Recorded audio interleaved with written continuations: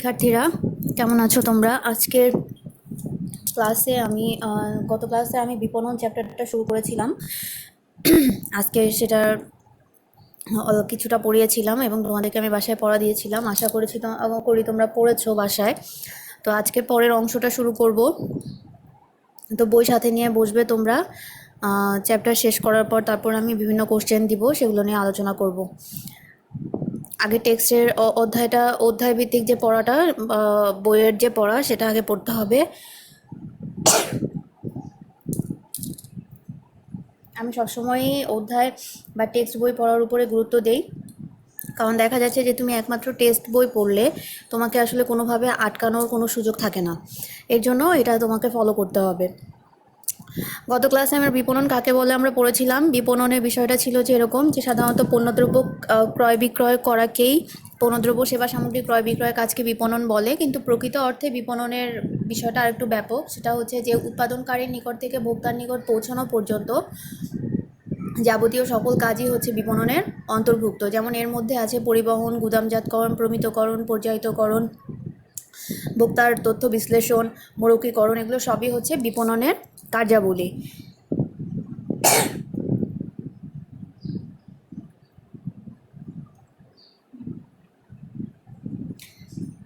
বিপণনের কার্যাবলীর মধ্যে আমরা দেখি যে প্রথম ও প্রধান কাজ, অন্যতম কাজ হচ্ছে ক্রয়।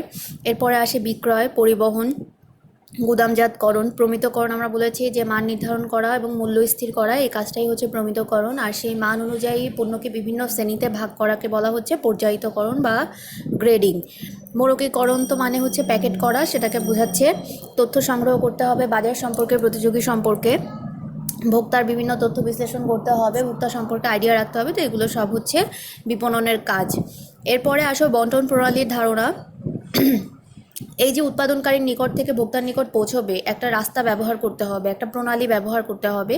এটাকেই বলা হচ্ছে ডিস্ট্রিবিউশন চ্যানেল বা বন্টন প্রণালী। মানে তুমি কিভাবে পাঠাবে, ভোক্তার কাছে কিভাবে পৌঁছাবে। হতে পারে উৎপাদনকারী সরাসরি ভোক্তার নিকট বিক্রি করতে পারে, অথবা উৎপাদনকারী মাঝখানে কিছু মানুষের হেল্প নিতে পারে, যাদেরকে বলা হচ্ছে মধ্যস্থ ব্যবসায়ী। এই উৎপাদক ও ভোক্তার মধ্যে সেতুবন্ধন হিসাবে কাজ করে আসলে মধ্যস্থ ব্যবসায়ীরা। বিভিন্ন ধরনের মধ্যস্থ ব্যবসায়ী আছে, যেমন পাইকার, খুচরা, প্রতিনিধি, ডিলার।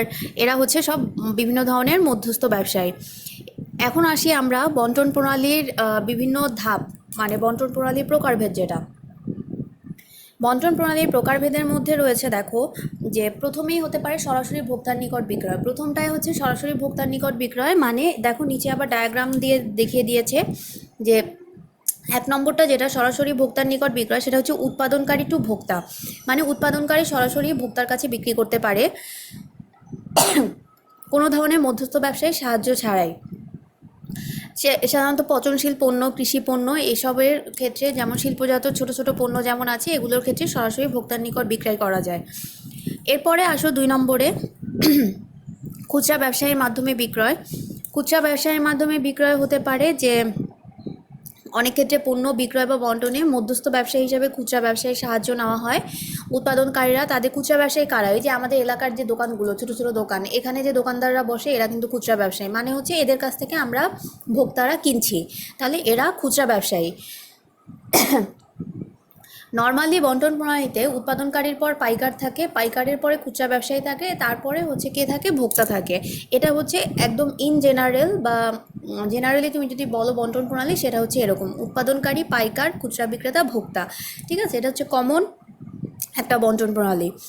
আর 2 নম্বরে যেটা বলেছে যে উৎপাদনকারী, খুচরা বিক্রেতা এবং ভোক্তা, মানে উৎপাদনকারী খুচরা বিক্রেতার কাছে পাঠায়, খুচরা বিক্রেতা ভোক্তার নিকট বিক্রি করে। এই বন্টন প্রণালীটা হতে পারে। যেমন কী ধরনের পণ্যের ক্ষেত্রে? সাধারণত ধান, চাল, গোলালু, সাবান, বিস্কুট, সেমাই, এইসব পণ্যের ক্ষেত্রে এই ধরনের বন্টন প্রণালীর সাহায্য নেওয়া হয়ে থাকে। উৎপাদনকারী স্থানীয় হাটবাজারে নিয়ে দোকানদারদের কাছে বিক্রি করে, দোকানদাররা বা সেই খুচরা ব্যবসায়ীরা কী করে? ভোক্তার নিকট বিক্রি করে। এরপরে আসো পরেরটা, যেটা বললাম যে আমি জেনারেলি যে বন্টন প্রণালীটার কথা আমি বললাম, সেটা হচ্ছে যে উৎপাদনকারী, পাইকার আর খুচরা বিক্রেতা এবং ভোক্তা। মানে হচ্ছে উৎপাদনকারীর পরে উৎপাদনকারী কী করে? পাইকার ও খুচরা ব্যবসায়ীদের সাহায্য নিয়ে ভোক্তার নিকট বিক্রি করে।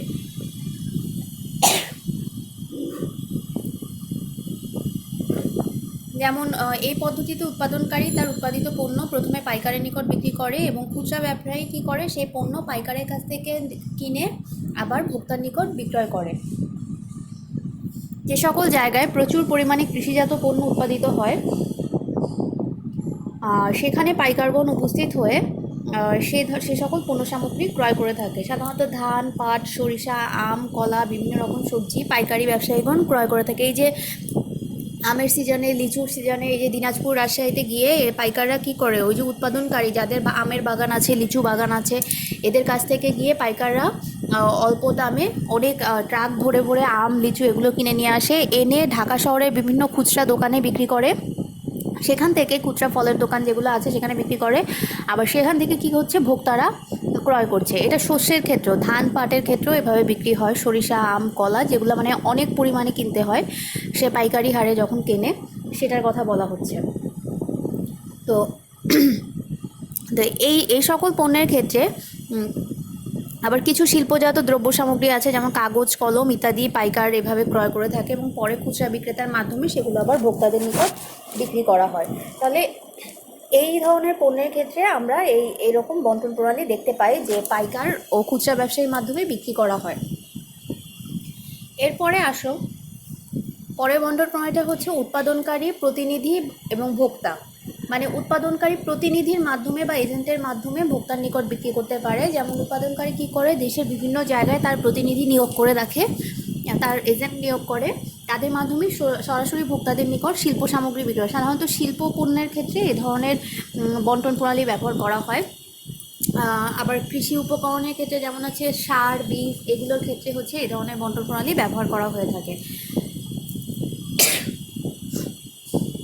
প্রতিনিধি বা এজেন্টের মাধ্যমে সাধারণত বিক্রি করা হয় শিল্পজাত যে পণ্য, টিভি, ফ্রিজ, ফ্যান, আবার কৃষি উপকরণ যেমন সার, বীজ, এই সকল পদ্ধতিতে এই বন্টন প্রণালী ব্যবহার করা হয়। তার মানে হচ্ছে উৎপাদনকারী প্রতিনিধি নিয়োগ করে, প্রতিনিধি কী করে, ভোক্তার নিকট বিক্রি করে। এরপরে লাস্ট বন্টন প্রণালী যেটা, উৎপাদনকারী প্রতিনিধি নিয়োগ করে, প্রতিনিধি খুচরা বিক্রেতার কাছে বিক্রি করে এবং খুচরা বিক্রেতা ভোক্তার কাছে বিক্রি করে। লাস্ট যে বন্টন প্রণালীটা সেটা হচ্ছে এরকম যে উৎপাদনকারী দেশে বিভিন্ন স্থানে নিয়োজিত তাদের প্রতিনিধিদের চাহিদা অনুযায়ী পণ্য সরবরাহ করে এবং প্রতিনিধিগণ কী করেন, নিজস্ব পরিবহনের মাধ্যমে ঘুরে ঘুরে সকল সামগ্রী খুচরা ব্যবসায়ীদের নিকট সরবরাহ করে। ভোক্তাগণ এই সকল পণ্যদ্রব্য কী করে, খুচরা ব্যবসায়ীদের নিকট থেকে কিনে থাকে। যেমন বিভিন্ন রকম কোমল পানীয়, মানে ওই যে কোকাকোলা, পেপসি, 7 আপ, জুস, প্রসাধনী সামগ্রী যেগুলো আমরা কসমেটিক সামগ্রী যেগুলো আছে, এগুলো এই বন্টন প্রণালীতে বিক্রি করা হয়ে থাকে। তার মানে হচ্ছে উৎপাদনকারী প্রতিনিধির মাধ্যমে খুচরা বিক্রেতাদের কাছে পাঠায়, খুচরা বিক্রেতা ভোক্তার নিকট বিক্রি করে। তাহলে এই হচ্ছে মূলত প্রতিনিধি ও খুচরা বিক্রেতার মাধ্যমে বিক্রয়। তার মানে হচ্ছে 5টা বন্টন প্রণালী আমরা দেখলাম। আমরা যদি ডায়াগ্রামটা দেখি, দেখো প্রথমে বলেছে উৎপাদনকারী যদি সরাসরি বিক্রি করে ভোক্তার নিকট সেটা। এরপরে দ্বিতীয় বন্টন প্রণালীটা হচ্ছে যে উৎপাদনকারী খুচরা বিক্রেতার নিকট বিক্রি করে, খুচরা বিক্রেতা সেটা ভোক্তার নিকট বিক্রি করে। এবারে তৃতীয়টাতে হচ্ছে যে উৎপাদনকারী পাইকারের কাছে বিক্রি করে, পাইকার খুচরা বিক্রেতার কাছে বিক্রি করে, খুচরা বিক্রেতা কী করে, ভোক্তার নিকট বিক্রি করে। এরপরে 4 নম্বরে যেটা বলেছে যে উৎপাদনকারী সারা দেশে তার বিভিন্ন এজেন্ট নিয়োগ দিয়ে রাখে, প্রতিনিধি বা এজেন্ট নিয়োগ দেয়, সেই প্রতিনিধি বা এজেন্টরা কী করে, ভোক্তাদের কাছে বিক্রি করে। এরপর লাস্টের যেটা হচ্ছে সেটাতে বলা হচ্ছে যে উৎপাদনকারী প্রতিনিধি বা এজেন্টের মাধ্যমে কী করে, খুচরা বিক্রেতার নিকট পণ্যগুলোকে পৌঁছায় এবং পরে ভোক্তারা কী করে, সেই খুচরা বিক্রেতার নিকট থেকে সেই পণ্যগুলো ক্রয় করে ব্যবহার করে। তাহলে এই হলো 5টা বন্টন প্রণালী যার মাধ্যমে পণ্য সাধারণত উৎপাদনকারীর নিকট থেকে ভোক্তার নিকট পৌঁছানো হয়।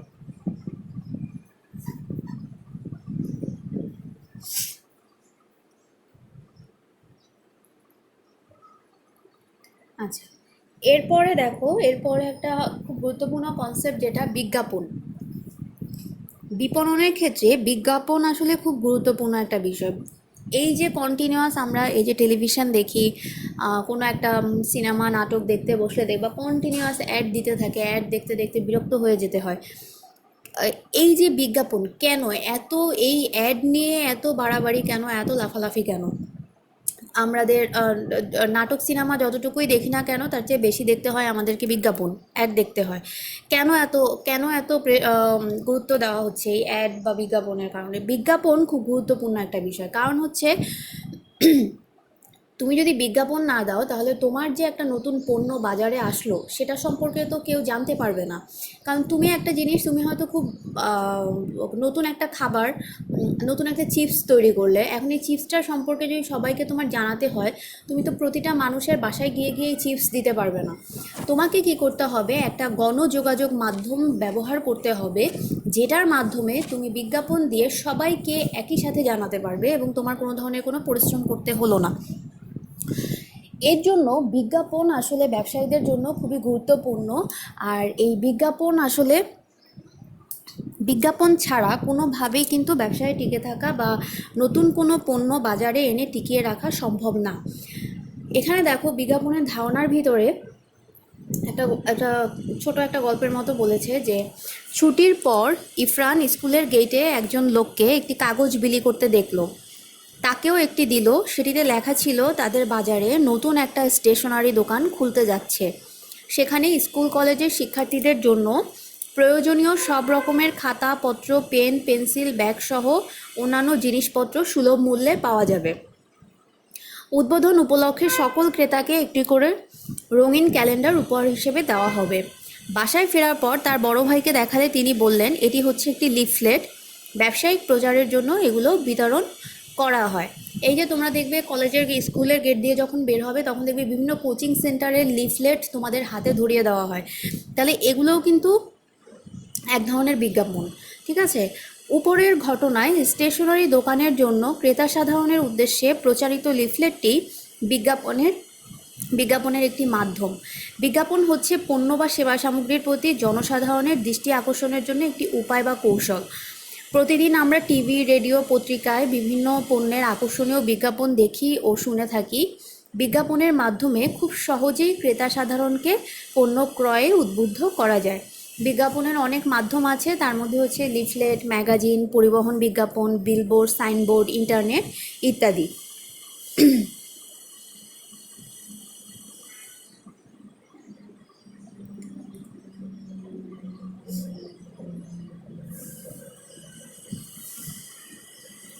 তাহলে বিভিন্ন ধরনের আমরা তাহলে বুঝতে পারলাম কি যে একটা নতুন পণ্যকে যখন তুমি বাজারে সবার সাথে পরিচয় করাতে যাবে বা একটা নতুন পণ্যকে যখন বাজারে একটা নতুন প্রোডাক্ট যখন মার্কেটে লঞ্চ করতে যাবে তখন তোমাকে বিজ্ঞাপন অবশ্যই দিতে হবে। এবং বিজ্ঞাপনের বিভিন্ন মাধ্যম রয়েছে। তো যে মাধ্যমটা তোমার জন্য সবচেয়ে বেশি কনভেনিয়েন্ট হয়, মানে যেটা তোমার জন্য কম খরচে খুব সহজে মানুষের কাছে পৌঁছানো যায়, এরকম একটা মাধ্যম তোমাকে সিলেক্ট করতে হবে এবং তার মাধ্যমে কি করতে হবে, পণ্য সামগ্রী সম্পর্কে তোমার সবাইকে জানাতে হবে। তো এই বিষয়টাই হচ্ছে মূলত বিজ্ঞাপন। বিজ্ঞাপন মানে হচ্ছে যে একটা নতুন পণ্য বা সেবা সামগ্রীর সম্পর্কে ক্রেতা বা ভোক্তা সাধারণকে সকল তথ্য সরবরাহ করার মাধ্যমকেই বলা হচ্ছে আসলে বিজ্ঞাপন। বিজ্ঞাপনের বিভিন্ন মাধ্যম রয়েছে, দেখো এখানে একটা চার্ট আছে। বিজ্ঞাপনের বিভিন্ন মাধ্যম আছে, কে কোনটা ব্যবহার করবে সেটা আসলে ডিপেন্ড করে যে কে কীরকম খরচ করতে পারবে, কার পণ্য কীরকম, পণ্যের ধরনের উপর, পণ্যের চাহিদার উপর, গুণাগুণ, মূল্য, ক্রেতাদের কথা বিবেচনা করে আসলে বিজ্ঞাপনের মাধ্যম নির্বাচন করতে হয়। আর সব ধরনের পণ্যের জন্য যে একই টাইপের বিজ্ঞাপন হবে তা না, পণ্য ভেদে বিজ্ঞাপনের ধরনও হবে আলাদা। যা কিসের উপর বিজ্ঞাপনের মাধ্যম নির্ভর করে, পণ্যের চাহিদা, গুণাগুণ, মূল্য, ক্রেতাদের কথা বিবেচনা করতে হয়। পণ্যের চাহিদা, গুণাগুণ, মূল্য, ক্রেতাদের কথা বিবেচনা করে বিজ্ঞাপনের মাধ্যম নির্বাচন করতে হয়।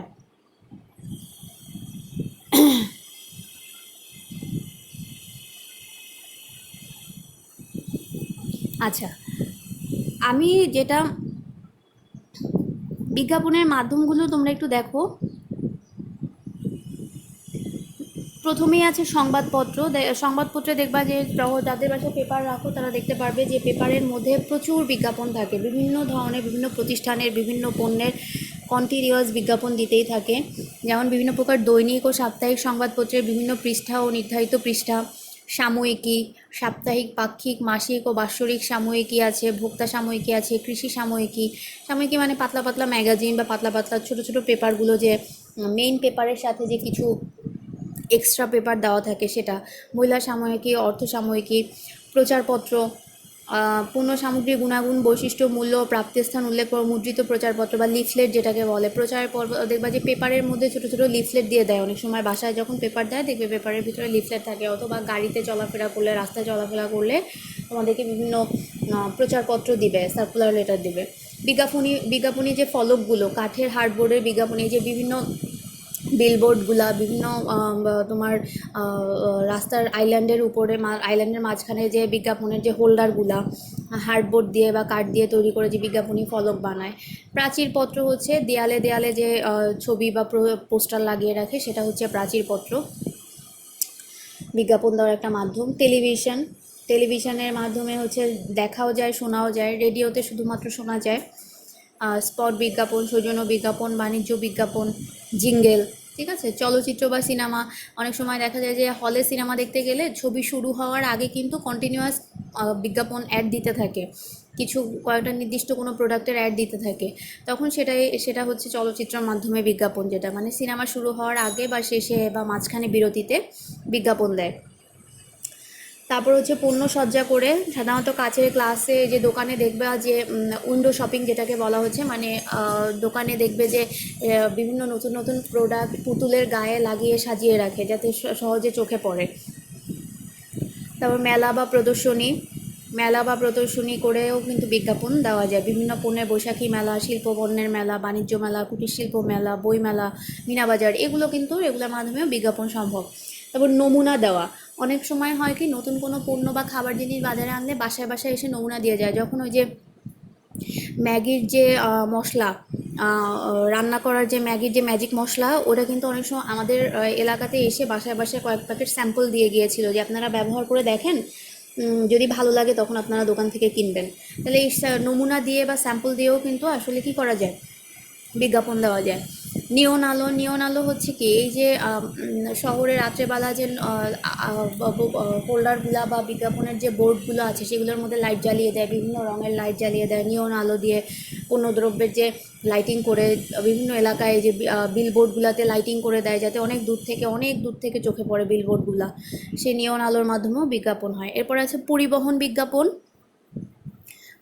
বিজ্ঞাপনটা হচ্ছে যে বিভিন্ন যাত্রীবাহী ও পণ্যবাহী গাড়িতে বিজ্ঞাপন করতে পারে। যে অনেক সময় দেখা যায় যে কোনো একটা সিএনজিকে সাজিয়ে, কোনো একটা পিকআপকে সাজিয়ে কন্টিনিউয়াস গান গেয়ে গেয়ে নিচে গিয়ে বিজ্ঞাপন করছে। ঠিক আছে। সাবান, সিগারেট, কোমল পানীয়র জন্য বিজ্ঞাপন হচ্ছে এরকম। ঠিক আছে। বিভিন্ন চলচ্চিত্রের বিজ্ঞাপন বা কোনো নতুন সিনেমা আসছে সেগুলো পিকআপের মধ্যে করে সাজিয়ে গুছিয়ে নিচে গিয়ে বিজ্ঞাপন দিচ্ছে। আর অন্যান্য আরও আছে হচ্ছে banner, festoon, signboard, sticker, gas balloon, আকাশ বিজ্ঞাপন, এগুলো। তবে সবচেয়ে বেশি ব্যয়বহুল বা যদি বলো এক্সপেন্সিভ বিজ্ঞাপন যদি বলো, সেটা হচ্ছে আকাশ বিজ্ঞাপন মানে হচ্ছে অনেক সময় দেখা যায় হেলিকপ্টারে ব্যানার ঝুলিয়ে রাউন্ড দিচ্ছে, অথবা হেলিকপ্টার থেকে লিফলেট ফেলছে। তো এগুলো আসলে, এই আকাশ বিজ্ঞাপনটা হচ্ছে অনেক ব্যয়বহুল বিজ্ঞাপন মাধ্যম। তো এতটুকুই আমি আজকে চ্যাপ্টারটা শেষ করব না, কারণ চ্যাপ্টারটা শেষ করলে, যদিও চ্যাপ্টারটা ছোট অনেক, কিন্তু শেষ করলেও তোমাদের জন্য অনেক প্রেশার পড়ে যাবে, তাই আজকে শেষ করব না, নেক্সট ক্লাসে আমি শেষ করব। আজকে তোমাদের যেটা পড়া থাকবে বাসায়, সেটা হচ্ছে যে বন্টন প্রণালীর কত প্রকার। ঠিক আছে। বন্টন প্রণালী, আমরা 5 ধরনের বন্টন প্রণালী দেখলাম।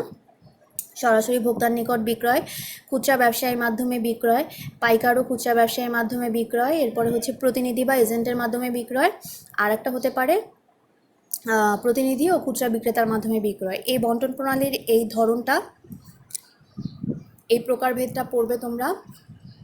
বন্টন প্রণালীর প্রকারভেদ পড়ে এরপরে পড়বে যে বিজ্ঞাপনটা কি, বিজ্ঞাপনের ধারণা। বিজ্ঞাপন হচ্ছে পণ্য বা সেবা সামগ্রীর প্রতি জনসাধারণের দৃষ্টি আকর্ষণের জন্য একটি উপায় বা কৌশল। বিজ্ঞাপন হচ্ছে কি, বিজ্ঞাপন হচ্ছে পণ্য বা সেবা সামগ্রীর প্রতি জনসাধারণের দৃষ্টি আকর্ষণের জন্য একটি উপায় বা কৌশল। এটাই লিখবে। যে বিভিন্ন ধরনের বিজ্ঞাপন মাধ্যম আছে, লিফলেট, ম্যাগাজিন, পরিবহন, বিলবোর্ড, সাইনবোর্ড, ইন্টারনেট ইত্যাদি। এরপরে বিজ্ঞাপনের কতগুলো মাধ্যম আছে, এর মধ্যে দেখবে যে সংবাদপত্র, সাময়িকী, প্রচারপত্র, বিজ্ঞাপনী ফলক, প্রাচীরপত্র, টেলিভিশন, রেডিও, চলচ্চিত্র, পণ্যসজ্জা, মেলা বা প্রদর্শনী, নমুনা, নিয়ন আলো, পরিবহন বিজ্ঞাপন এবং অন্যান্য। তার মধ্যে পরিবহন বিজ্ঞাপনটা অনেক জনপ্রিয়, আর সবচেয়ে যদি দামি বলো বা ব্যয়বহুল বিজ্ঞাপন বলো সেটা হচ্ছে আকাশ বিজ্ঞাপন।